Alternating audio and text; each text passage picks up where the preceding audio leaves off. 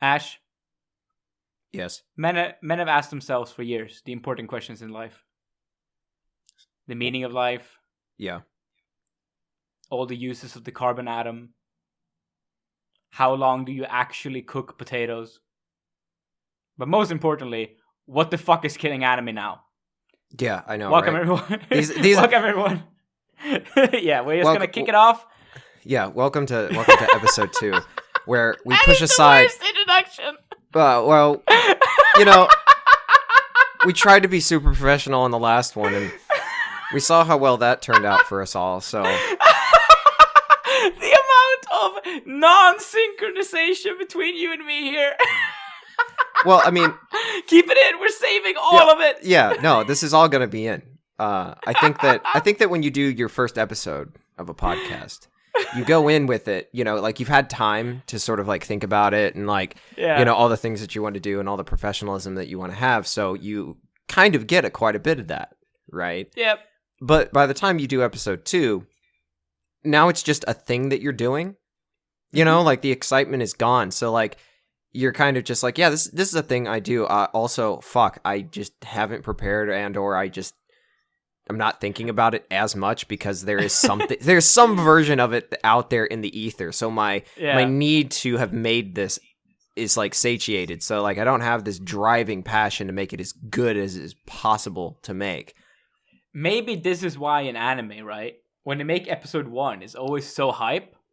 Yeah. And then episode 2, they just phone it in for exposition dialogue. Before in episode 3, they noticed that, holy shit, if this is going to be good, we have to actually put in some effort, and then episode 3 is great again. Well, see, because that, I actually... Oh, by the way, this is the What is Killing Anime podcast. I realize we it is. 100% just jumped into that.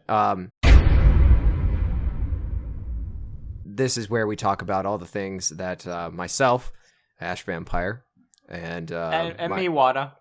We talk about all the things that we think are killing anime. And we try to stay away from the typical dumb shit that isn't actually killing anime that forum posters like to talk about all the time. We talk about real stuff, real meat here on this podcast. Things you can actually sink your teeth into. Yes, which is why I'm going to go first with my first topic this time. Because it's going to be that real shit that you can really feel is a relevant topic to today's anime. Well, before you do that, more to the point of what you just said, I don't know if that's actually something that you can chart because I'm not 100% sure if shows are made chronologically. Because like if shows are made anything like films, they're not made chronologically. So I don't know whether or not like when a key animator is developing a scene, or like when a voice actor is like reading his lines, does he just go like from beginning to end and that's how it's done? Or is it more like film and they're like, hey, let's get these things out of the way and then we'll go back and we'll do these things and then it'll be editing's job to like cut it all together into something that makes sense? Like, okay, so the way anime production works, going by the 100% objective documentary movie, Shirobako, is that you do make anime chronologically episode by episode, right? Because it goes out to air every week. However, the episode itself, they sort of section off these bits and pieces to different people to work on animating. So during a week where you're making an episode, right, you as an animator might be handed cut 4, 27, 135, and 3. And those are your cuts, and you have to finish them by the end of the week. The voice actors going by the other super accurate documentary, factual series. What was that voice acting series called? Yeah, I know what one you're talking about, but I can't. Yeah, the one with the pink hair girl and the purple hair girl. Yeah. And then I can't remember it, but it's a different one. And going by that one, they do literally read all the lines of the episode in order when recording an episode. The actors. So, I will take these highly researched and well vetted documentaries as fact. Yeah, and will continue to operate my analysis and my impressions of shows off of these facts. Of course. So, anywho, my first topic. Yeah, let's get into the first topic. What's killing anime? There's only one question. The real answer to the question, what is killing anime, is the audio mixing to the 1998 movie Spriggan. This is what's fucking killing anime, dude. Something tells me that you watched this movie recently and were mortally offended to a point of near death. I watched this movie 1.5 years ago and was mortally offended to death, to the point where I'm still fuming about it. Okay, so explain to me what about the audio mixing is so terrible? Okay, I want to first, just before we even go into the audio mixing of this movie, I want you to experience this movie the way you only can through me summarizing it comedically on a podcast for you. Yeah. So I'm gonna experience an audio visual medium. Yes, the visual being completely seeing gone. Your monitor. Yeah. Looking, staring straight into my mic. This is it's gonna be on my great. second monitor here, I have the Mal page for Spriggan open. Okay. And I'm just going to read you some of the synopsis. Okay. Just so you can get a hint of what we're dealing with here. Okay, because we all know that Mal synopses, they're beautiful. They really represent everything about a show that you need to know to make an educated decision on what to watch. I think that there's a real art to writing shitty synopsi about anime. There has to be. I read them with glee every single season. Mal synopses are too consistently awful for there to not be get... some kind of intentionality behind it. Like you don't do that for years, for every season, for every show, without knowing, without like maybe it started accidentally, maybe it was innocent at first, but at this point, I can't excuse this level of just awful. But go ahead. It's also really impossible to figure out who writes them, right? Because if you look at the Mal synopsis, it says source ANN. So you know that the synopsis originally came from Anime News Network. But if you go to Anime News Network, often the source is something else. So finding the original press release and figuring out who wrote these awful synopsi is almost impossible, because all the websites just recycle them between each other and just source back one step, not all the way back to the original writer. Mm-hmm. So who writes anime synopsis is like a god, a mystery. It's a mystery. It's a god. It's a god, yeah. It's ephemeral. I'm pretty sure it's just one guy, and he writes all of them, because they're all written the same way. Yeah. Like, okay, let me read. All right. Let me read this. Deep in the Ararat Mountains of Turkey, a secret organization known as Arkham has found what is believed to be Noah's Ark. However, the U.S. Marine Corps, a rogue organization of the Pentagon, want to take over the Ark. All right. Oh my God, you're like what? 2 sentences in?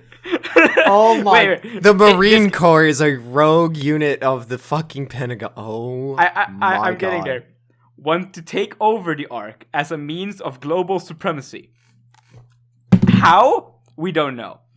Only a special Arkham operative known as a Spriggan stands in their way. Japanese Spriggan Yu Ominae teams up with French Spriggan Jean Jacques Mondo. Not Mundo, Mondo. For some reason. Right. To combat members of the U.S. Marine Corps, led by Colonel McDonald. Colonel. Okay, that is one of those words I never really got, because I'm not like, I never learned it except by reading it, you know? Yeah. So Colonel McDougall. A genetically enhanced boy with deadly psionic powers. However, they must act fast and stop McDougall before he uses the Ark for his own agenda. So, what you can sort of know if you've seen some of this is that this is a movie with some beautiful animation.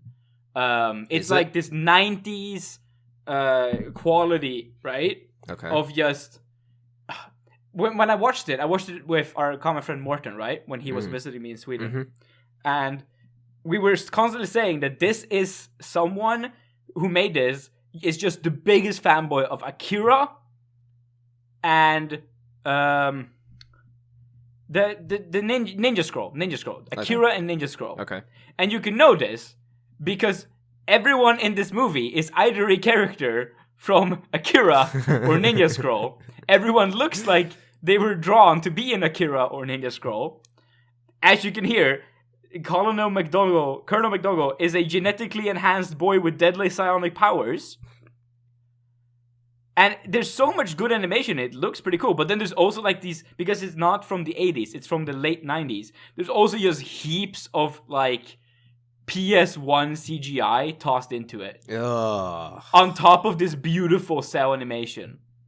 So it is a ride. It's a terrible movie. It's an absolutely garbage movie. But what is so beautiful about it is the audio mixing, which is done in what I can only be described as an experimental attempt at capturing a new depth to anime and, to be honest, movie audio as a whole. I believe that whoever made this movie wanted to reinvent how audio was done for cinema for the future beyond forever. Because what he tried to create was anime sound depth perception. Okay. I mean, like, I kind of get what you'd be going for there, but I mean, like... What it resulted in is that audio levels are put in regard to how close whoever is speaking is to the camera at all times throughout the entire movie. No. And if a character is slowly walking away from the camera, you'll slowly stop being able to hear what they're saying. Okay, so this is one of those things that I can immediately see the amount of just like inspiration that goes into coming up with this idea, because it's one of those, on paper, that's cool, because on paper that is realism, that's immersion. Mm-hmm.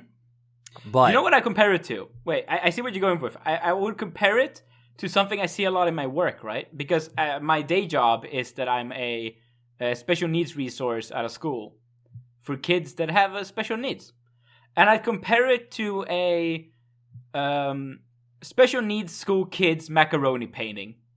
You can see how much effort, creativity, and inspiration went into it.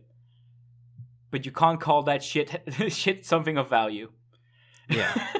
It's so dog shit. So specifically, like, what I can see is, like, again, this is all very, like, on paper brilliant. But I don't even know if it is. It's just on paper inspired. But even, like, hearing the idea, I'm like, yeah, no, because, like, simultaneous, because it's like, it's not one of those things where, like, you tell me what it is, and I need to experience it to figure out whether or not it is or isn't a good idea. Like, yeah, it's a bad idea. Yeah, no, like, simultaneously hearing it, just hearing you describe this concept, right? Yeah. I simultaneously experience the, oh, wow, that sounds cool, and, like, at the same time, think, oh my god, that would go badly instantly. Yeah. Because I think that, like, the thing that's most important about that is that if you're going to do it and you're going to, like, actually make it, you know, able to, you know, if the movie was not shit, right, and you still wanted to do that, mm-hmm. the amount of limitations that you apply to yourself in terms of, like, the shot composition that you are actually able to do. Yeah. It would make it the most boring movie on the face of the planet, because the character would always have to be facing the screen. Yeah. You know, an explosion can't happen really close to the camera, otherwise your ears get blown the fuck out. Yeah, but here's the catch, right? They probably saw all those limitations and were as art. No. They didn't. They saw those limitations and said, but what if we did this and just didn't care about the limitations? What if we had characters standing far away, speaking important dialogue while facing away from the camera anyway, and just made it impossible to hear it? Yeah, What if we just had an explosion right by the camera and hoped, and we had that right after we had a character really far away, so that the audience would really have scrolled up their volume right before we blow their eardrums out? Does that happen? Please tell me that happens. Of course it happens. Oh my god. We watched this entire movie with me holding my mouse in my hand with my finger on the scroll wheel, so that you could go up and scrolling down up at a and down. Notice. Yeah. And just to give you an idea of the ranges, we were at both 1% and 100% at several points throughout this movie in order to keep the audio levels succinct. So this is the kind of thing that to me screams now because I want to bring it back to, like, how does this what you know, because to imply that this is killing anime is kind of ludicrous in a way, because it's like it for at least 1.5 hours killed my hope that anime was good. But I think I can I think I can expand this out to, like, how this kind of thing kills anime at large. Okay, because be my guest.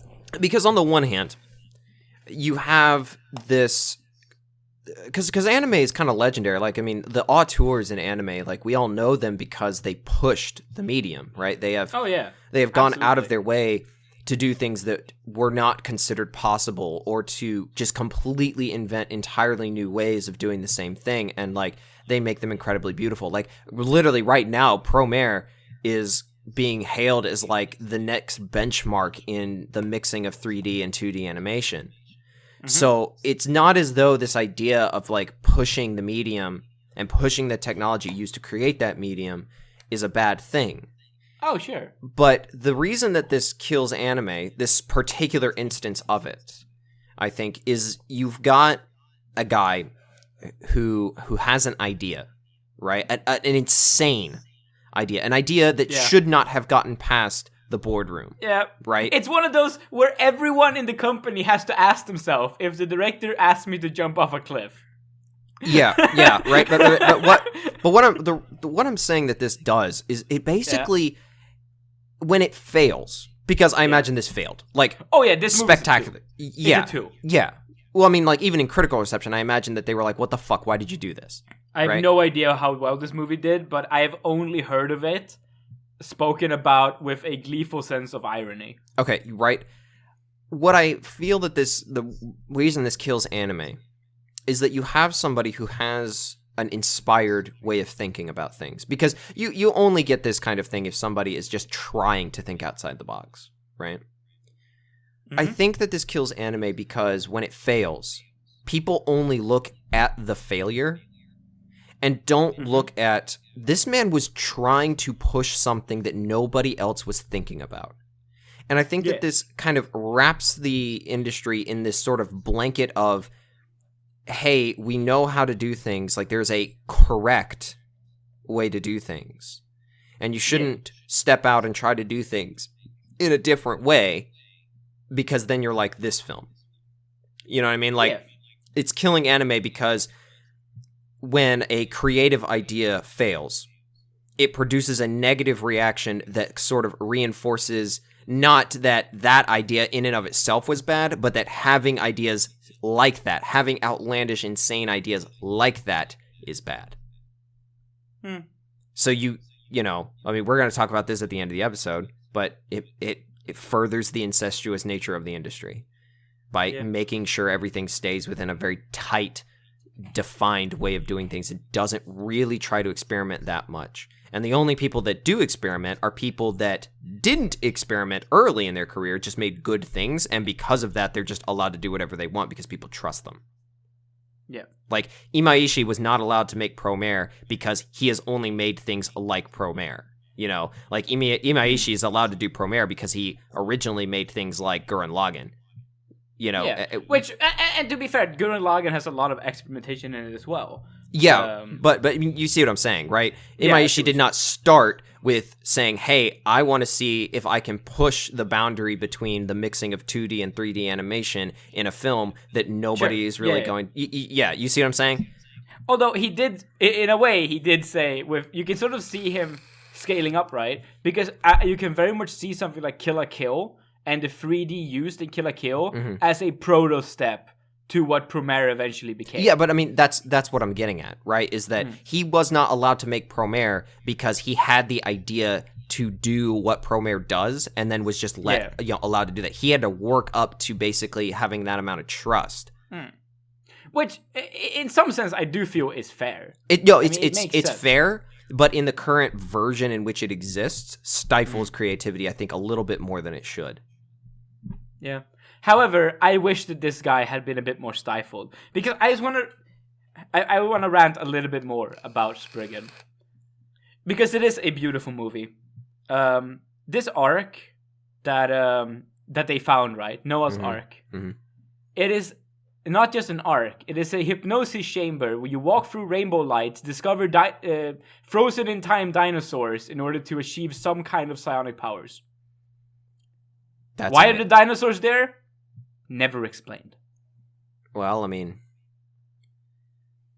but there were dinosaurs. Yeah, no, I mean, like, as a boy who was raised in a good Southern Baptist Christian home, I can tell you why they're there. Yeah, they lived in Noah's times. No, well, 6,000 years ago. They didn't.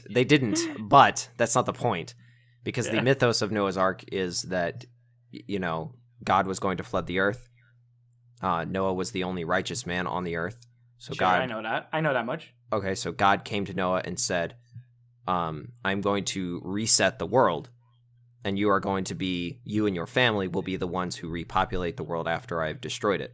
But in addition with dinosaurs? Well, no. In addition to that, you need to build this boat, this ark. And you need to, I know the basis. Right, and he gives him all the specifications. He builds it, and then right before the rains start, God instructs one male and one female of every animal on the planet. I know this part of the story, yes. Right, so there's this kind of just get to the part why the dinosaurs are there. Well, because the dinosaurs are the dinosaurs died out, and it's not entirely clear whether or not the timeline of the Bible and the geological timeline of the Earth are kind of incongruous. Like, no one's 100% sure, when... if dinosaurs did walk on the Earth, where is that in relation to when the story of Noah's Ark was to take place? And it's just kind of cool to imagine that Noah was floating around on the fucking infinite ocean of the Earth after the flood with just a bunch of fucking huge-ass dinosaurs in there with him. In 65 million BC? I'm pretty sure that it's the mythos of it, right? That he had two of every creature. And what are some of the most iconic creatures from the ancient past? Dinosaurs. Sure. There you go. I'm not going to get into this. I have the next point about why Spriggan is an amazing piece. So you remember how we said that everyone looks like they're from either Akira or Ninja Scroll? Well, the director of this show has previously worked on some very amazing things, such as key animation position at Akira. Key animation position at not any other movie by Kawajiri Yoshiaki, but specifically Ninja Scroll. So his only 2 credits. No, he has more credits. But those 2 are instantly stuck out to us. And then you can keep going, right? Because when we were watching this movie, another thing that we were joking about, this dude obviously worked on these 2 movies that he has to have. And we were quite happy to have been right later on. But another thing, in one scene, some of those Marine Corps rogue agents, they're wearing this green vest as they're going down an elevator. And I jokingly said that, dude, maybe he's just a big Naruto fan too with those green ninja vests. And what will we know if he isn't the storyboarder and director for Naruto Movie 2 and Naruto Movie 1, as well as Naruto Shippuden Movie 1? So this guy basically only knows how to do one thing, and he just does it over and over and over Spriggan again. is just his combination of all the things he's worked on into his own movie. And that's it. Oh my god. And it's shit. Other than that, he's done key animation for Steam Boy. He actually did character design and animation directing for one of my favorite things ever, which is Stink Bomb part of Memories, which is my favorite part of Memories and one of my favorite anime.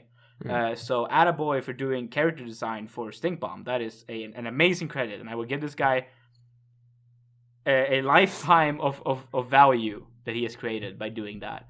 But other than that, Spriggan, no. And Spriggan pretty much ended his career too, which is honestly kind of sad.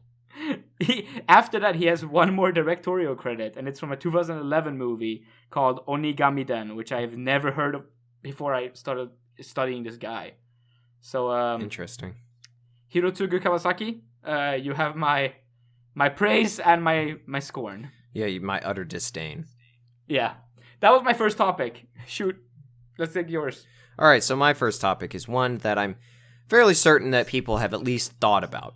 And it's the kind of topic that I would expect people to, especially in AniTube, I would have expected this to have been brought up at least once. But I've not seen it yet, which is really strange to me.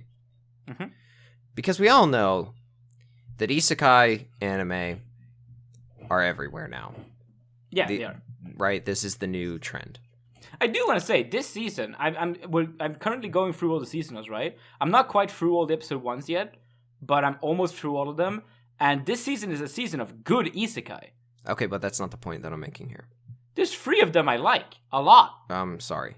Maybe you're just finally you've been had. They're funny. Okay, they're funny. Whatever. My point is that we also know that most of them are bad and that they have flooded the market. Sure. And the thing is that production companies are not stupid.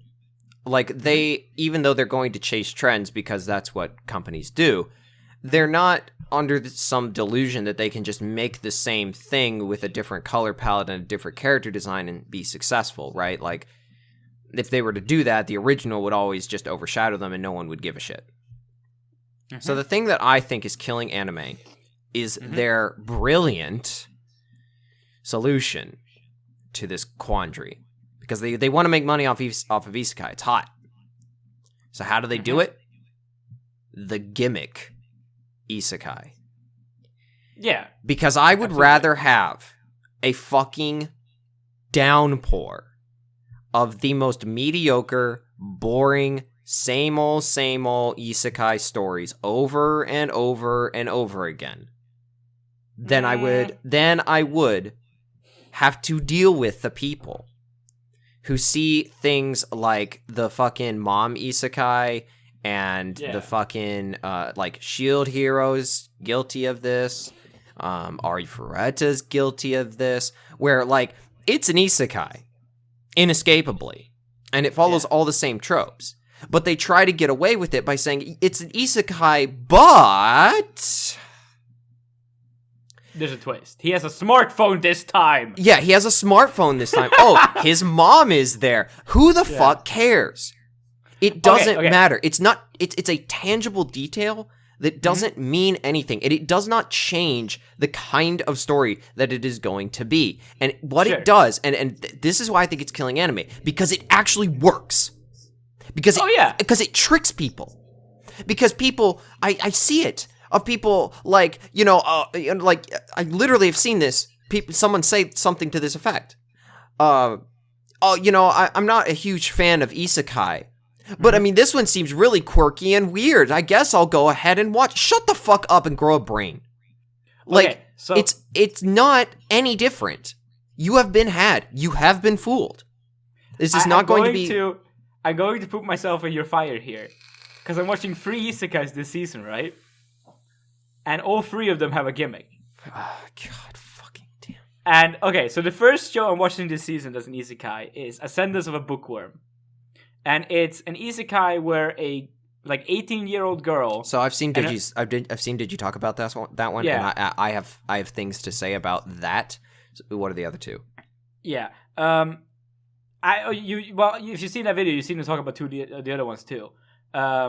A sense of book. Anyway, she is the 18-year-old girl who loves books. That's her big thing, and she is isekai'd upon her death into a 5-year-old lolly in a fantasy world where books don't really exist.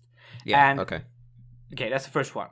The second one is about this dude who is summoned by a goddess, and he's overly cautious, and that's his big meme. Yep. And it's basically a wannabe Konosuba anime. That's what Digi said too. Yep. But it's not quite as sharp. And what really carries it is that there's just this amazing character animation in it that just makes it really funny. And then the third one I'm watching is written by the guy who actually wrote Konosuba, and it's Hatage Kemonomichi. Which is about as sharp as the actual Konosuba. It's really, really funny for those sharp writing reasons. And it's about this pro wrestler who loves animals, who's summoned into this world where he's expected to hunt demon beasts. But he's like, but they're animals. I have to pet them and become friends with them instead. And then he finds furries, and he's petting them too. And it's really, really good. Okay. And so all of these are clearly gimmick anime. But what I want to say as my point is that what makes them good is not the gimmick.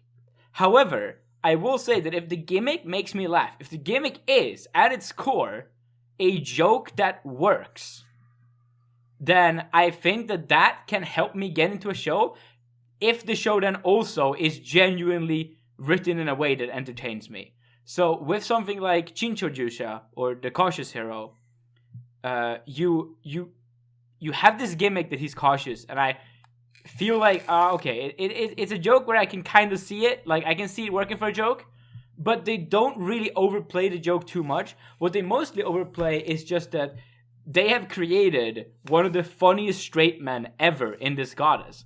Where unlike Aqua, who's the joke, the goddess is just a straight man. But she's so funny, and her facial expressions are so out there that there's this real comedic sense to it, and this real art to how they create her character. That is just really, really fun to watch. Right, and then with something like Bookworm, I want to really finish the three of the shows. The appeal is not necessarily that she's trying to make books. That's like a fun little thing that she does. The appeal of the show is how heartwarming the character interaction is. How genuinely fun the girl is as a person. How uplifting her spirit is. How kind all the people seem. It's basically a slice of life Iyashikei show. It's not really an adventure isekai the way that most of these go. And they do things like she shows them how to make shampoo, and it's really fun. And then she gets to try learning the alphabet from this world in order to be able to slowly learn how to write and read.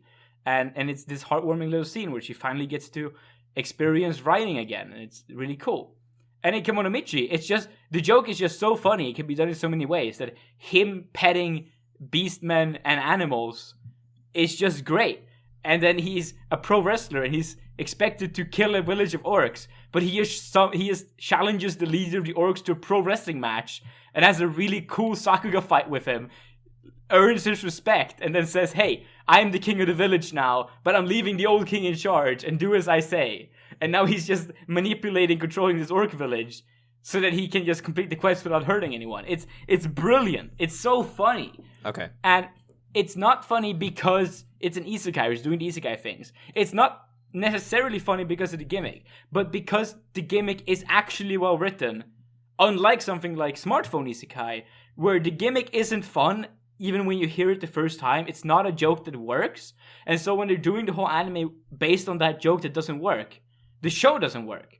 But if the gimmick is genuinely good, then the show will also be genuinely good. Or if the gimmick is good enough to get you involved, and there's something else about the show that's genuinely good, like in the case with Jinchojusha, the show can still be enjoyable and have a value. Okay. Alright. With Ascendance of a Bookworm, I am not certain that I could consider that an isekai, because it is not... Well, it literally is. I mean, yes, I know that it is, but there's something about the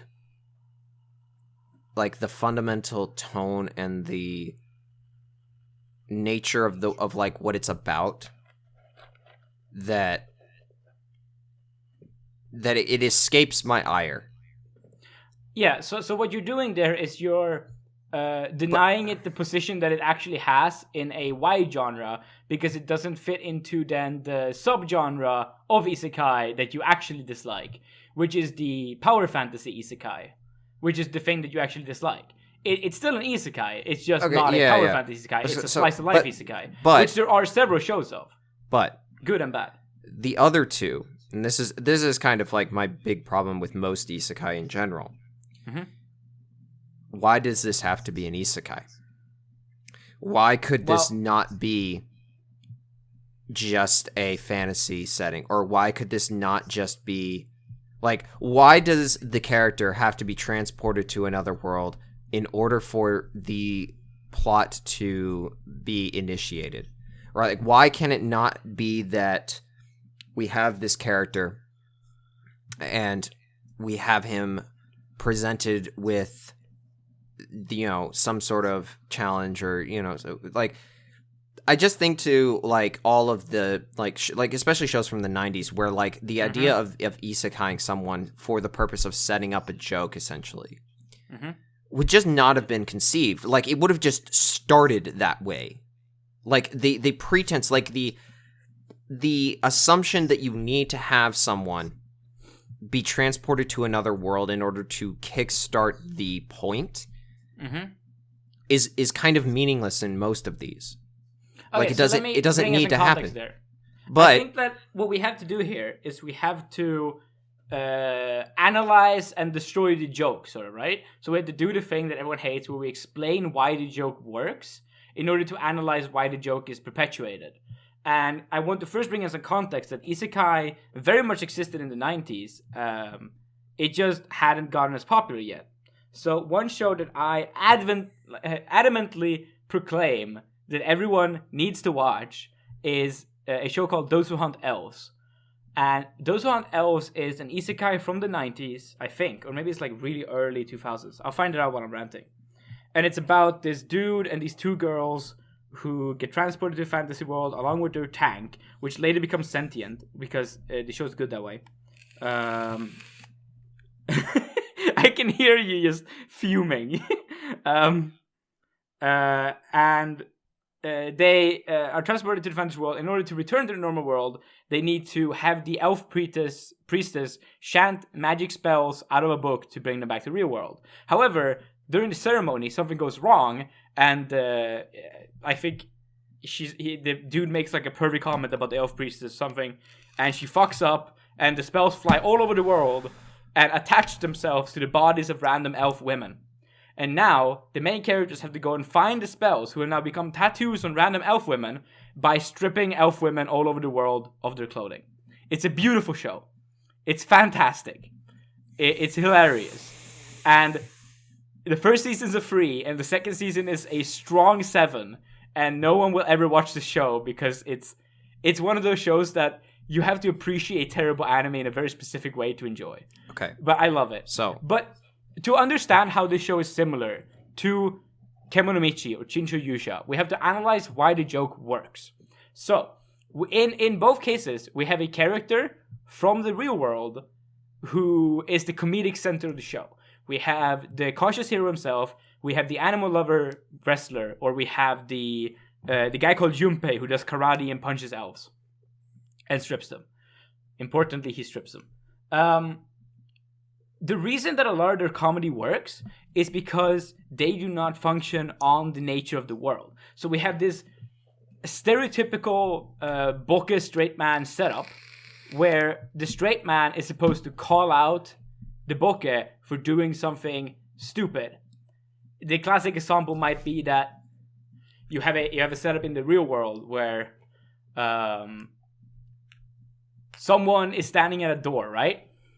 And when they're at the door, the person decides that they need to enter. But instead of just ringing the doorbell, he sticks his hand down the post box and starts waving like, "Hey, come open the door!" Some stupid shit like that. And then the Tsukomi, or the straight man, stands next to him, hits him in the head and said, "You idiot, you can't do that, that's not normal." Classic joke. The idea is someone does something stupid, someone else tells them that it's stupid. We get a double whammy of a joke because we first get to see the hilarious thing, and we react, "Holy shit, he's doing that." And then we get to see the second action of the hit, or the correction from the straight man, and the reaction, which syncs up with our own reaction, which relaxes us and allows us to feel the joke, and we laugh. Okay. This is the basic idea of the fish out of water comedy setting. If you have things like... I mean, I'm already ready to, like, rip into this, but... Right, you can have a movie like American Person in China, and American person goes to China, acts like an American, and the Chinese think it's weird, and the comedy comes from that.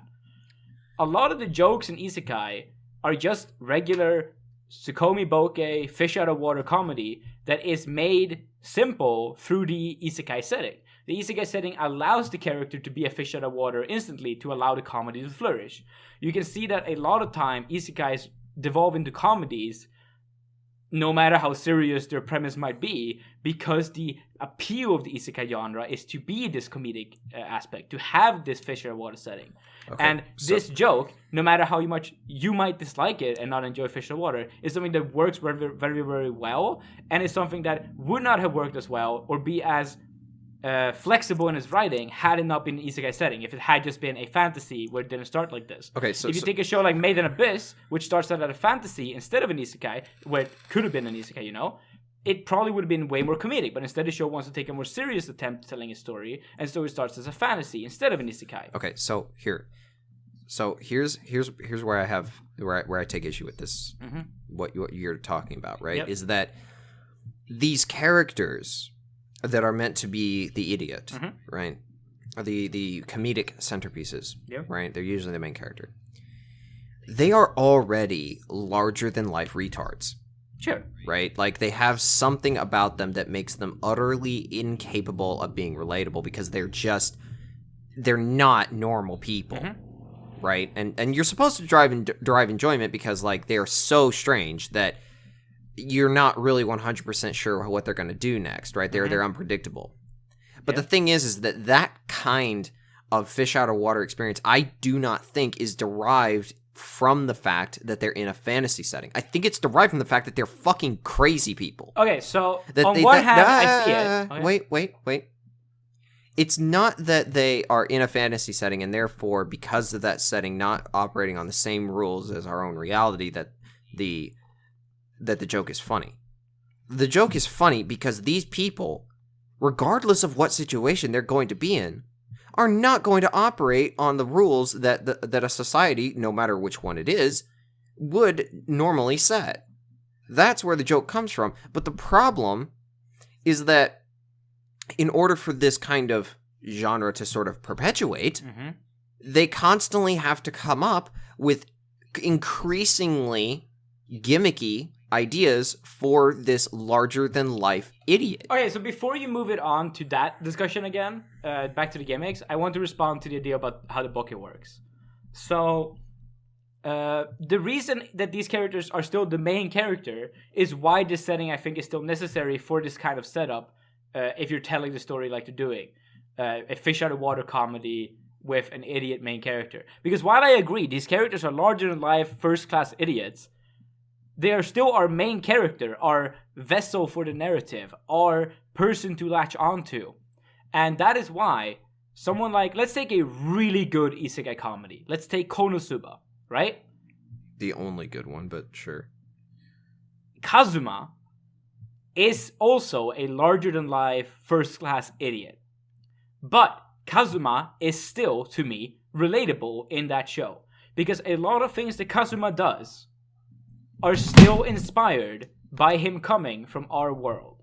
By the fact that he has a background and a basis of character from our society allows us to have relatability with the main character of the show, despite him being a larger-than-life first-class idiot. So he is relatable. In the same way, the main character of Hatagemitsu, Kemonomichi, is relatable, despite being entirely unrelatable.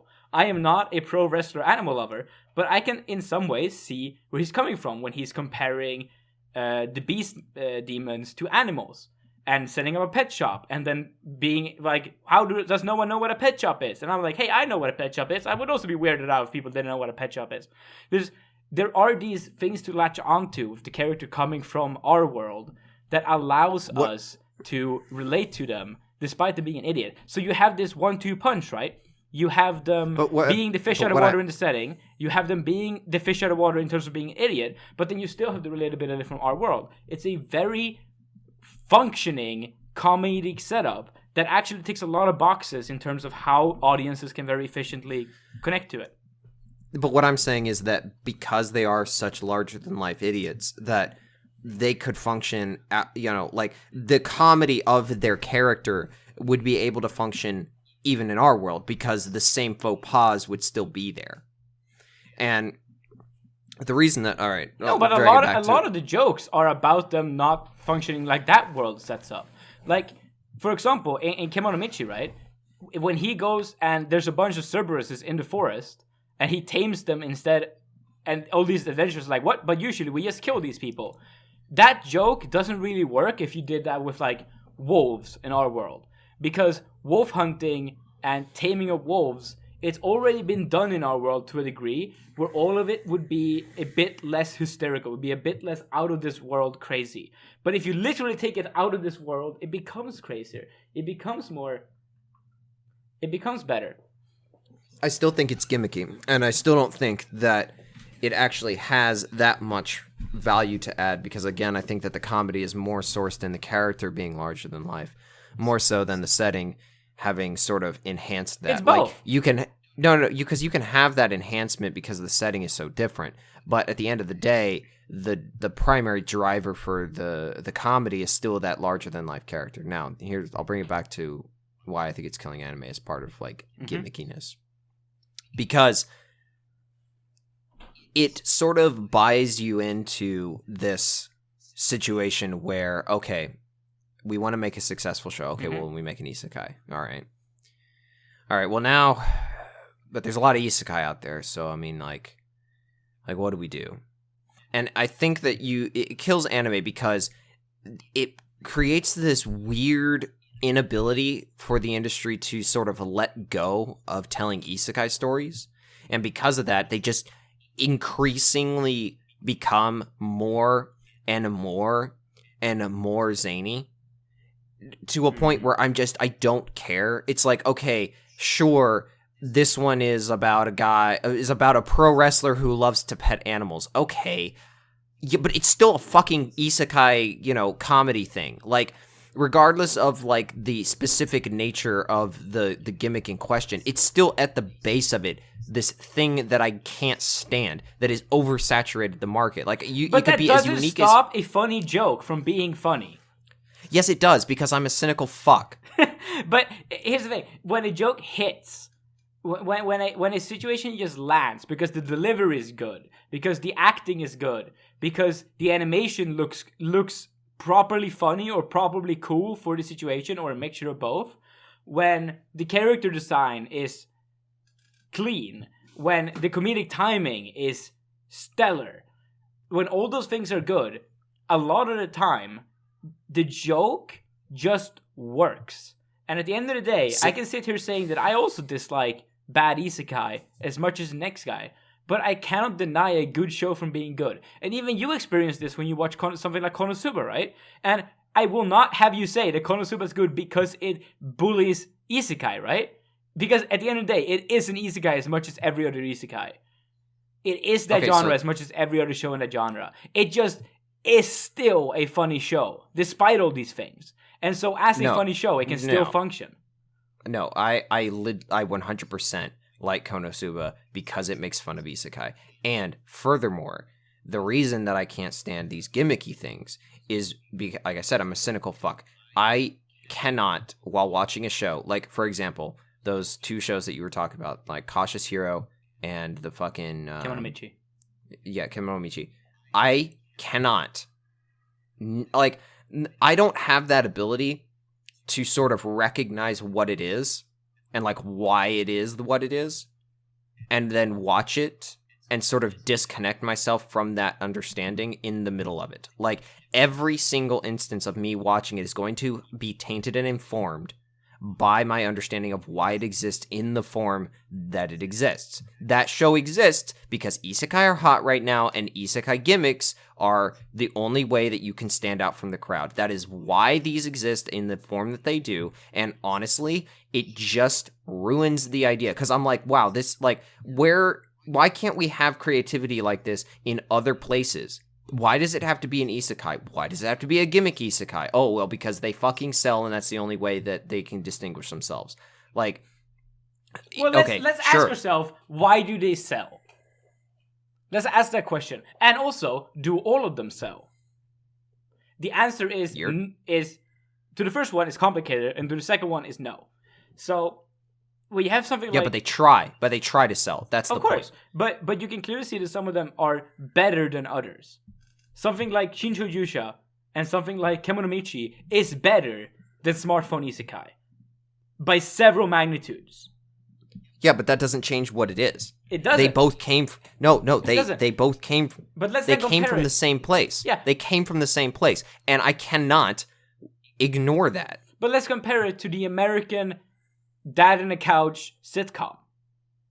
Yeah, I hate all those too. I think it's a great comparison because no matter how much the Dad in a Couch sitcom itself as a group is dislikable, that doesn't make a funny joke in one of those shows not funny. No, it does. It does. Like, I literally cannot, like, see those.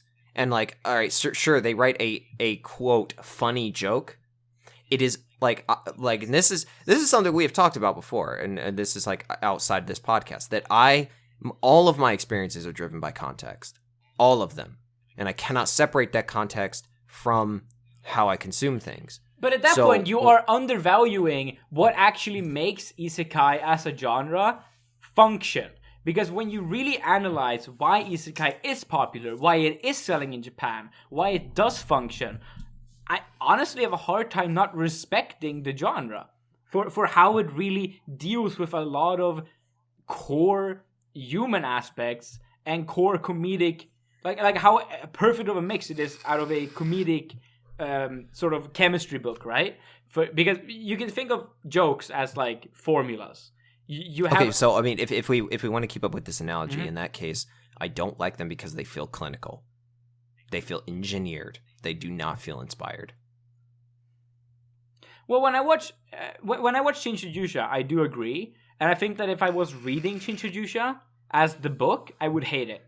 But what is so good about it is that despite, like, outside of what it is, this whoever voice acts the goddess, right? That lady, that goddess of a voice actor, that young girl with a dream, she clearly is inspired in her work.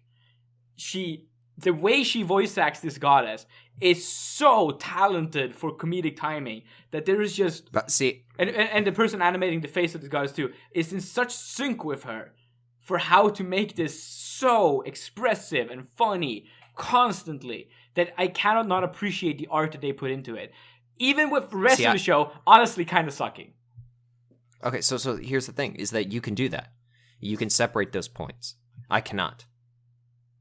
But how does the rest of the show ruin the part that is still actually good?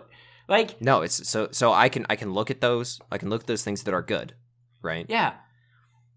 But then I also have this baggage, this context for what it is and like where it comes from and like why it exists. It's like it's like me serving you a great lasagna with some anchovies in it. And just because the anchovies taste like shit, because anchovies is anchovies and it tastes like shit, you are sitting there like, I cannot pick out the anchovies from the lasagna and enjoy how fucking amazing it is.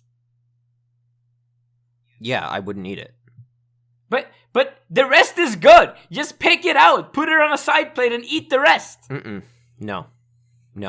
Something is meant to be enjoyed. Like when you have a product, regardless of whether or not it's food, an anime, a film, anything. Everything that goes into it plays into whether or not it's something that I can actually... Like, I have to consume it in full. Okay, let's have a perfect analogy here. You like Overwatch, right? You watch the professional games of OWL constantly. Yes. Yeah. One thing in esports that happens in every game... Now, I don't watch Overwatch, but I know enough about esports to know that this is in every game. Small aside, us mentioning that I watch Overwatch is going to get me fucking slaughtered. Doesn't matter. I watch League of Legends. I have the League of Legends World Championship on a separate screen that I'm eyeing in the side while I'm recording this podcast, okay? We're both terrible people. I also watch Counter-Strike. Anyway, there are teams like Na'Vi in Counter-Strike. Like, I can't think of a league team instantly, but there's many of them. They just are dog shit. They're terrible teams. Okay, Na'Vi's pretty okay. But they're not like the greatest team ever. And pretty much never have been. They're like a top 10 team, but they never really win. You know? Okay. Yeah, we have that in Overwatch. But they have the best player. Without a doubt. The best player is on Na'Vi. And he is a god every single fucking game. His teammates are just too heavy to carry. Okay, which point? That is what, like, is happening in Shinshujusha. That voice actress and who's ever animating the face of that goddess. You're literally... Okay, in that so case, good. you're literally... They won't win. Like, just like Na'Vi will not win the tournament. Then you're literally... This analogy literally proves my point. No. Let me finish it. Just like Na'Vi will never win a tournament, Shinshujusha will never be the best show. But watching Na'Vi games is super enjoyable because Simple is a god. Similarly, watching Shinshujusha, while it is not the best anime, it's like a 5 or a 4. Watching it, because this goddess is so well made, as a character for comedic reasons, she's so funny and so well executed. It's still a fun experience to get through. There's still value there, even if it is not a great show. All right, we're gonna end this. I'm gonna continue this analogy and explain my position, right? Because again, you have not dissuaded me. I still think it's killing anime, because using Overwatch teams, right? Mm-hmm. The Chengdu Hunters are insane. They don't follow meta. They just kind of do whatever the fuck they want, and they very rarely win because of that. And people say that the Chengdu Hunters are fun to watch, but I don't think so. Because it's a fucking mess. And no matter how, air quote, inspired their break of the meta is, you know, you're watching it. You're watching in real time the failure happen.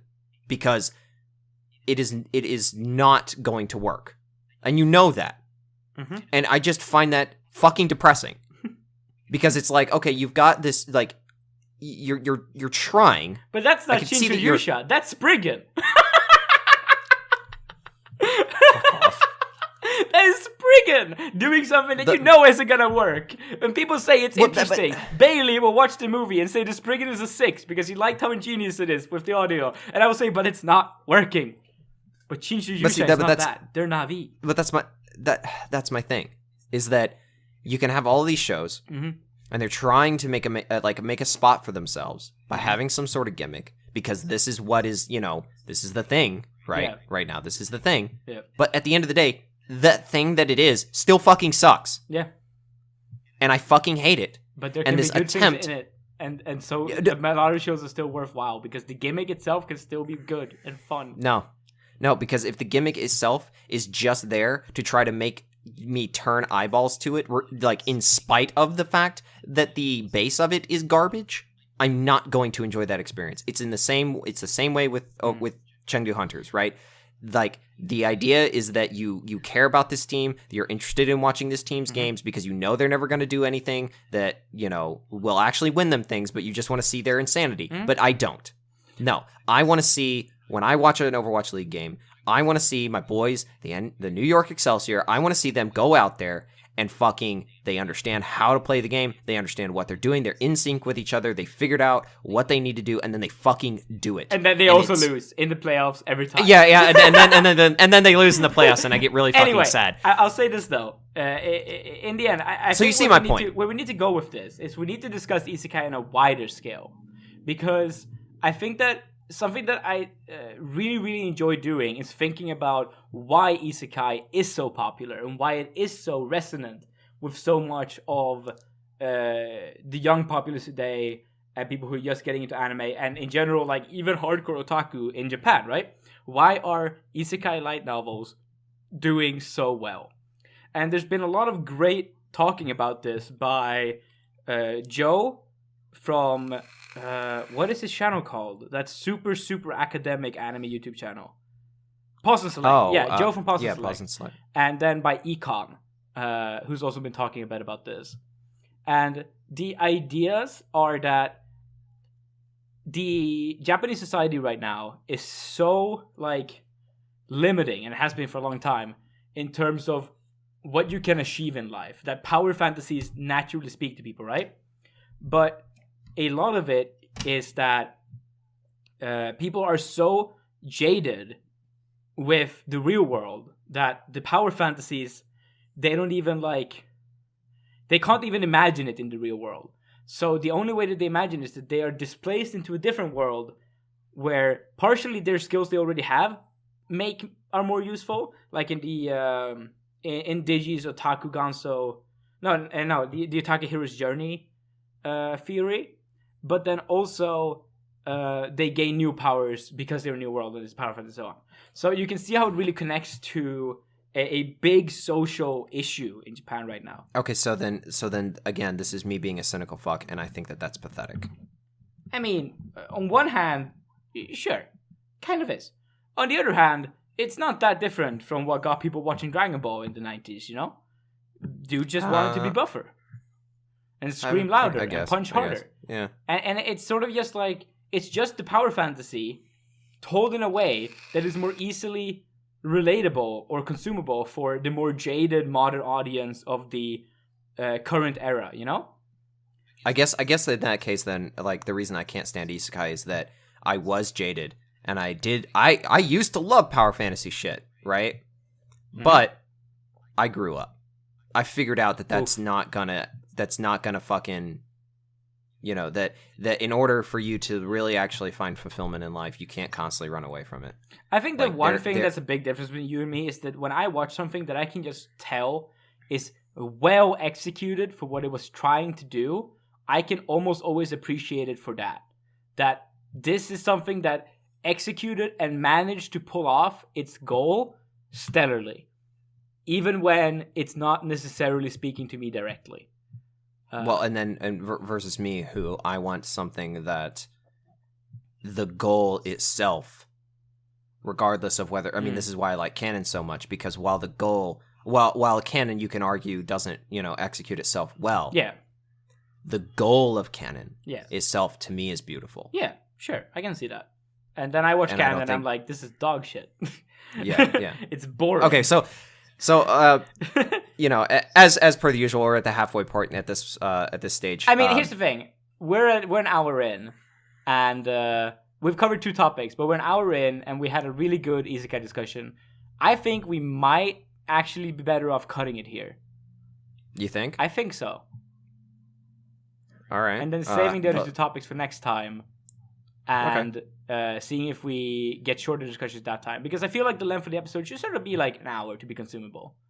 An hour and a half. Yeah. There's no way we're fitting 2 more topics into a half hour. Exactly. So what I wanted to end the show with is that last time we had a listener called Fleric. Hi, Fleric, if you're listening again. I don't know if you are, but it'd be cool if you were.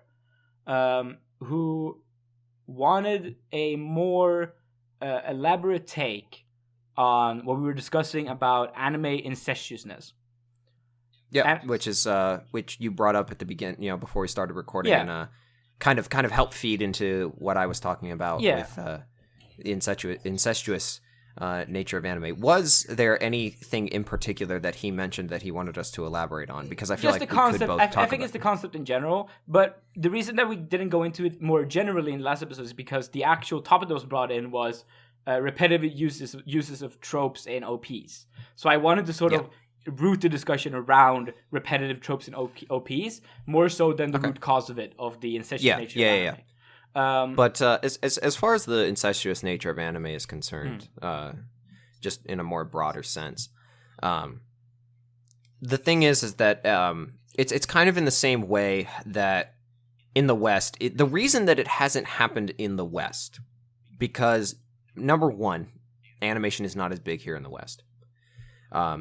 You actually do see this to a degree, but because the Western end of animation is not as large, it's not as apparent. For example, dedicated voice acting in the West is just as incestuous as it is in Japan. It's just that in the West, voice acting is not nearly. I feel like we need to go into to really start this point out. We need to go into a bit what we mean by incestuous.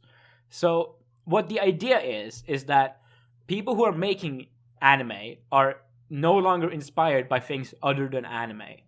So, and this makes anime like a photograph that you copy over and over and over again, like a blurry version of what it once was. So you had it's the idea that you if you've ever worked in video editing software, you'll know that this happens, that if you render the same clip too many times, you start to have quality breakdown. Exactly. So what you can do is that in the beginning, not what you can do. In the beginning of anime, you had people who came into it from a lot of different backgrounds. You had people who were movie directors, who were fans of tokusatsu, who in just general had different inspirations when they made anime. You can see the World Masterpiece Theater animes from the, I want to say 70s. Basically, almost anything from the 90s. Yeah, like the transition from the 90s to the 2000s is where this starts to become a lot more apparent. Yeah, but World Masterpiece Theater is such a great example because it's literally a bunch of 50-episode animes based on classic historical literature. The most famous one being Anne on Green Gables, right? And then I mean, that came around at a time, and that's why Hideaki Anno made fucking His and Her Circumstances. I mean, it's the same sort of inspiration. So what then happened was basically Gainax happened, but what Gainax was is that you had all of these really, really deep otaku, deep lore, deep autistic otaku like Hideaki Anno.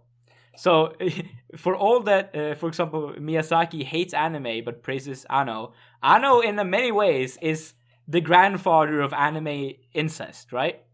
Not the trope incest, the production analysis incest, right? I want to be very clear there. Hideaki Anno is not why Kiss exists. Kiss exists. That was a tongue twister. What happened was that Gainax was a bunch of deep otaku nerds, and they made an animation studio with money from a rich kid who was a deep otaku nerd. And all of them were just fans of anime. And they made anime inspired by anime tropes that had come across coincidentally.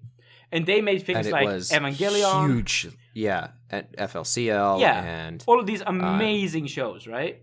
And it was hugely successful. They're sort of like the thing that you can watch that is sort of their ethos statement is Otaku no Video, which is a 2-episode OVA, which on one hand is an anime about basically the creation of Studio Gainax and nerds making anime, eventually taking over the world into indoctrinating the world as an otaku paradise. But on the other hand, there's also these like live action clips of real life otaku confessing their sins, interspersed throughout the whole thing. Like I'm an otaku because, and so forth, and talking about the discrimination they face because of it and such, or how they tried to hide it. And this then created a situation where it became generally standardized to be inspired for your anime by other anime.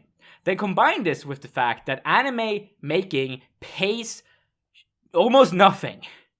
Animators are poor as hell, which means that no one will become an animator or director for anime unless they really give a shit. They really give a shit about anime, and all they want to do is make anime, which means that all they are inspired by is anime. Exactly. Yes. So why another reason why this doesn't happen in the West with animation is that people who are animators in the West, like, for example, like Chip, who animates Paw Patrol. He's an animation fan, sure, but he's also a fan of so many other things. And he makes a very good living animating puppies for kids in CG. He makes more as a junior animator on Paw Patrol than, like, whoever did key animation for Kill la Kill made, Yeah, so I was gonna draw this actually to a film parallel, right? In the West. Do you know where there is incestuous nature in film, by the way? Maybe. The score of big movies.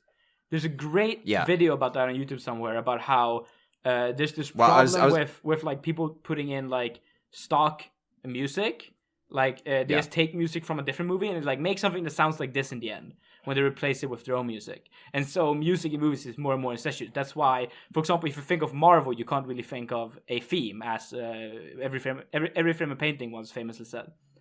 Yeah. So what I was actually going to get into, and this is why the reason that you don't see it in like mass market American film is because it's it's in the name. It's mass market, right? It's meant to appeal to as many people as possible. So it can't really draw inspiration from other things that it's similar to. Where you really see this effect is in art films.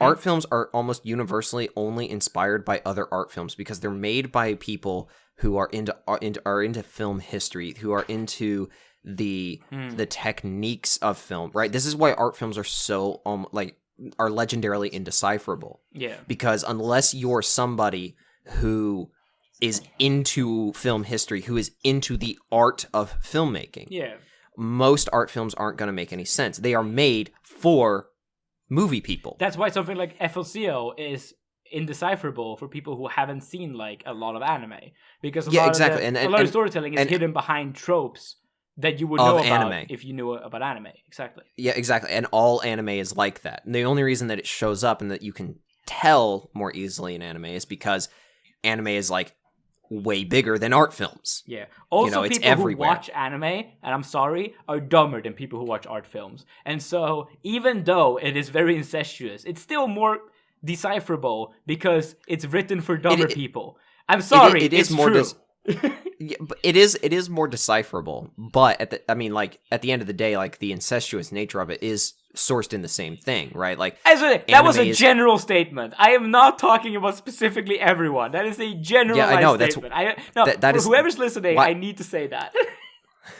Why do you think I didn't get upset? I knew what you were going for. Yeah, but I know you know that I'm not a fucking yes, but the dummies who are listening to this because they're dumb because they watch anime, they don't get it.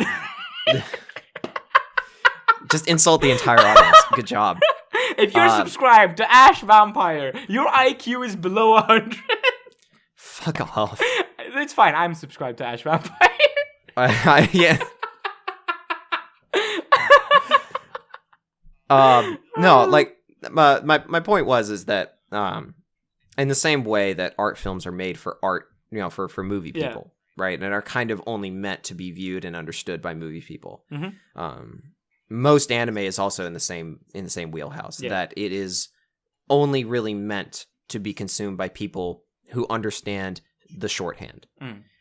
And because of that, the reason that it becomes incestuous in both fields is that the shorthand is understood, and then the people who consume it, they end up basically only being able to understand their medium through the shorthand. Like they've forgotten, because they only hang out and enjoy that media. So the only people they talk to and the only people they interact with are the people who use that shorthand. Yeah. They don't understand anymore how to unpack it. They don't understand how to put it in the simpler, longer, but simpler, terms. So when they get into making this stuff that they have been inspired by, they can't do, the only way they know how to do it is to use the shorthand that they were taught.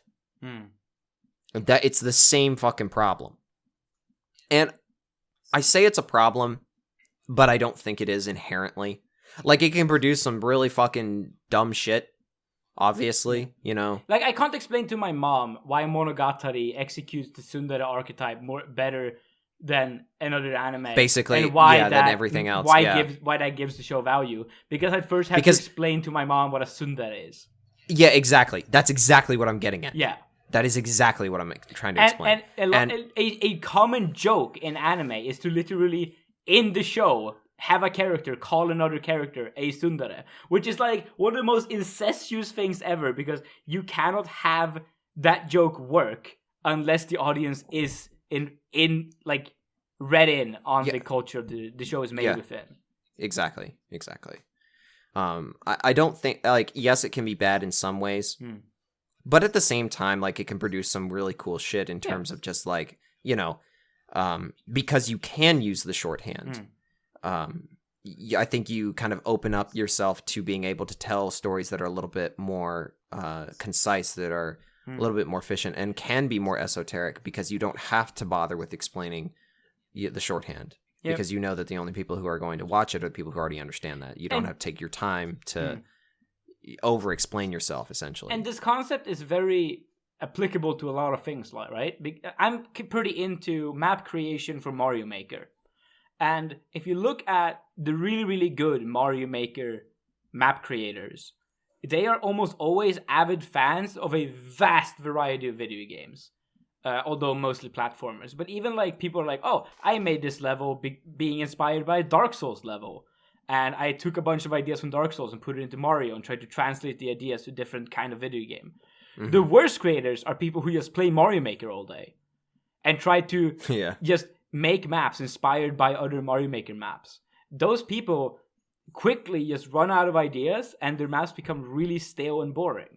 And that is the problem that anime has, is that no one in anime plays a game other than Mario Maker. Yeah. And I mean that literally. I think that you can have instances of true inspiration Yeah, still. of course. And I think that there are benefits to it, but that is essentially what the incestuous nature of anime production is. Yeah, and for the sake of explaining, you would it. never have a show like Gurren Lagann without it. Yeah, you would never have a show like Gurren Lagann. But we might never have another show like Gurren Lagann because of it. Yeah. Like, you're never going to have another show like Gurren Lagann. You're never going to have another show like Kill la Kill. You're never going to have another show like FLCL, Monogatari. You won't ever have anything like that without this incestuous nature. Because, I mean, like, Gurren Lagann is built off the back of Gainax doing what Gainax does. Yeah.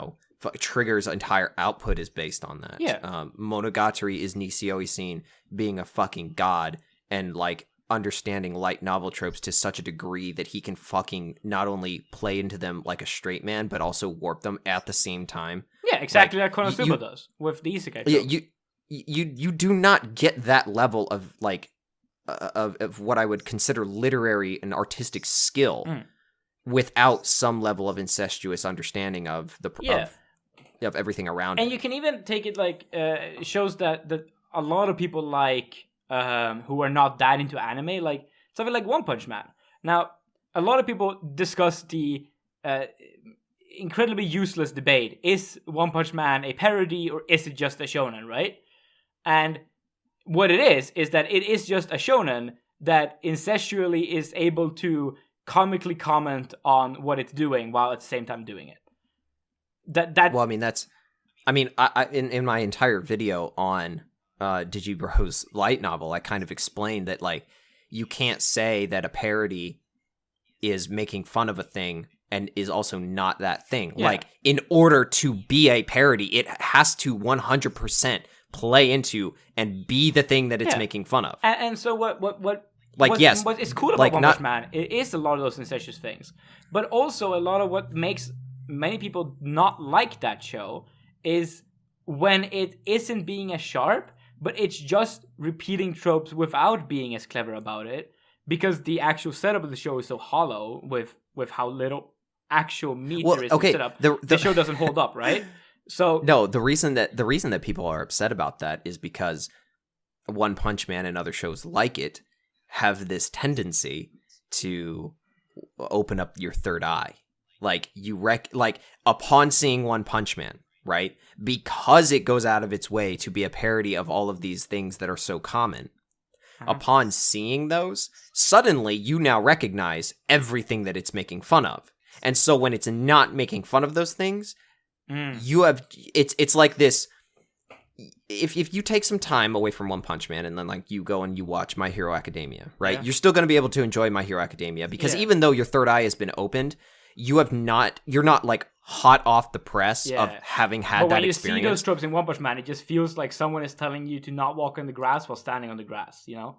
Yeah, exactly. Because, like, you literally have just had that experience, and you can't escape from it. Like, you have not had time to sort of internalize it and think about it and be able to come to a sort of conclusion about whether or not you think that this is okay still. Yeah. And you're still questioning with a whole butt-fuck ton of new insight, and it's difficult. Yeah. That's where that comes from. And also, it's also just that without the parody, as an actual shonen is just pretty weak. Like, One Punch Man is without the parody is it's weak because it's just one joke and it gets old, you know. Great. I feel like we've covered incestuous nature in a more detailed way. We talked for another 20 minutes about it. I think we should end the episode here. I've had a great time. Yeah. So this has been What is Killing Anime? Yeah. With myself, Ash Vampire, and my good buddy Whatta.